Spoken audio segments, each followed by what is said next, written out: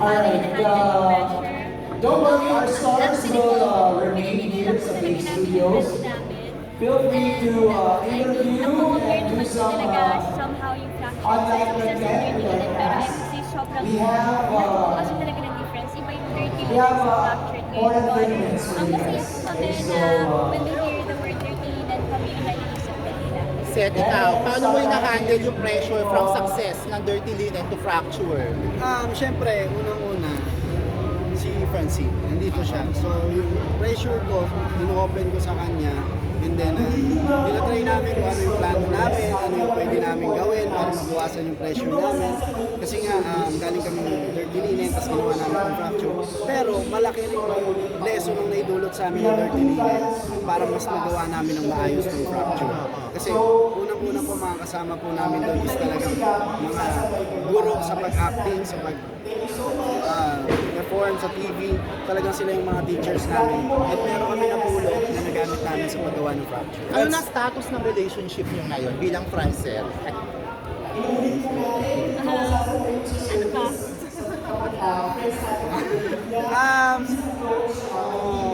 Happy kami ngayon. Happy kami. Yan. Sobrang happy. Chin, ikaw, ano ba? Coming from you. Sobrang happy namin ngayon. Francet, parang pansin namin pagka nasa press con kayo, may sarili kayong mundo. Parang ang tagal nyo din nag-usap ba kung bakit napapagkwentuhan nyo during may press con, di ba? Parang may ganun. Ano yung napapag-usapan yung dalawa? Na-miss nyo may isa't isa? Actually po, marami kasi kami na pag-uusapan po. And I think kaya kapag ganito yung event, may sariling mundo, it's because sa sobrang lagi kami magkasama, ang dami naming pinag-uusapan. And I think nakabasa din po din yung friendship namin. Seth, Sa akin, pinagchichikahan naman namin tungkol naman dito sa Fracture. last na lang sa akin kasi parang kung sabi nyo kanina pamature yung role nyo. Nagawa na ni Jeremiah saka ni Oino, ni Kawi. Kayo ba, pagka may mga magandang project ba, ready na rin kayo for a kissing scene? Mas mature. Siguro si Chin sasagot niya. Kay Chin ko po. Kumbaga ikaw okay lang sa'yo, di ba? How about kay Francine, di ba? We'll see po. Anong desisyon ni Tita? Kay Tita muna tayo siguro. Francel, reaction lang, uso sa love team may usapang fan service. Kayo as love team and friends talaga, hanggang saan yung kaya nyo ibigay in terms of fan service? Fan service, I mean, Ano yun? Baba yung mic ng unti. kami po ginagawa naman po namin yung trabaho namin and kung ano po nakikita nyo kasi on cam, ganun din naman po kami off cam. So I think wala naman po. Kasi pag fan service parang fake eh. So wala po. Sige. We're not faking it. Seth, ano, in one word, paano mo i-describe talaga yung relasyon nyo ngayon ni Seth? Ay, ni Francine. Relasyon mo sa sarili. Sa sarili mo.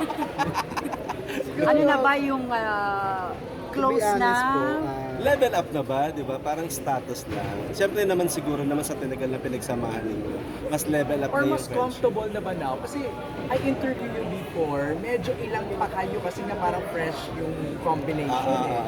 So parang ngayon kasi parang naglilin ka na sa Yung mic shoulder. din ang TV. May mga ganun ng galaw. Babaan nyo na unti yung mic. siguro, aminin na natin, maging totoo naman tayo.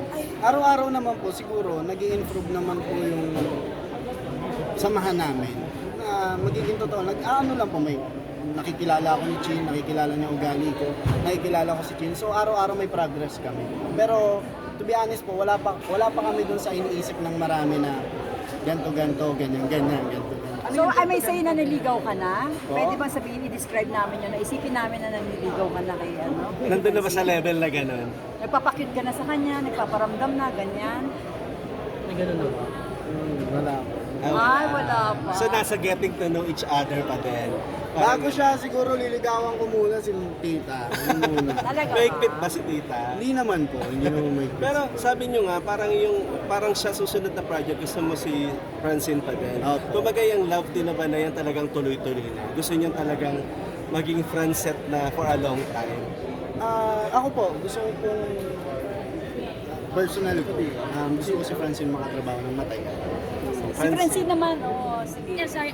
Hopefully po, hopefully maging matagal yung love team ng pagkasamahan namin. Pero personally, I'm hoping din po na mag-grow kami ng solo din kahit love team kami.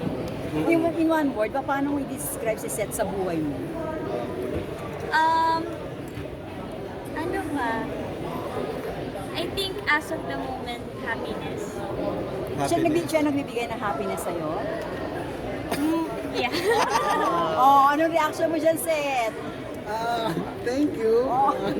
Napapasaya rin ako ni Chi. Oh, in what ways? Every way. Oh, Pero ngayon yung susunod niyo bang project, kumbaga mas level up na ba? Mas mature pa on this pa? Wala namang kissing scene or parang ano, pero mas ano yung aabangan lang, give us a few Pwede lang. pong may ganun, pwedeng wala. So, very unpredictable din po in a way yung mga tinatanggap namin projects din po. So, yeah. Francine, bukas ka na ba sa posibilidad na magkaroon ng karelasyon, ng sariling love? Yung stage na magkaroon ng boyfriend, ganyan. I mean, syempre at some point, naisipan ko na rin po yun na gusto ko magkaroon ng boyfriend. But, naisip ko pa parati na it's better po talaga if I focus on my career and myself.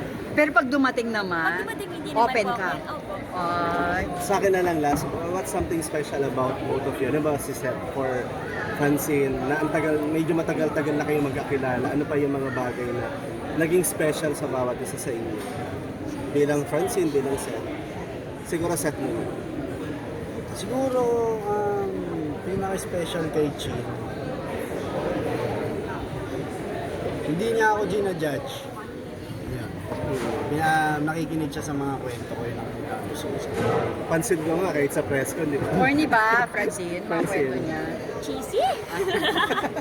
Hindi naman po. Na-appreciate ko naman po. Siguro, yung special na na-discover ko kay Seth, is a shoulder to cry on.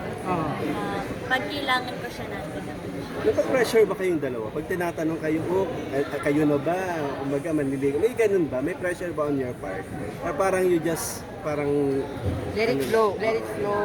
I mean, go with the flow naman po kami, but siguro kung pressure na tinatanong po kami, medyo Ayan, lang. medyo raw ah.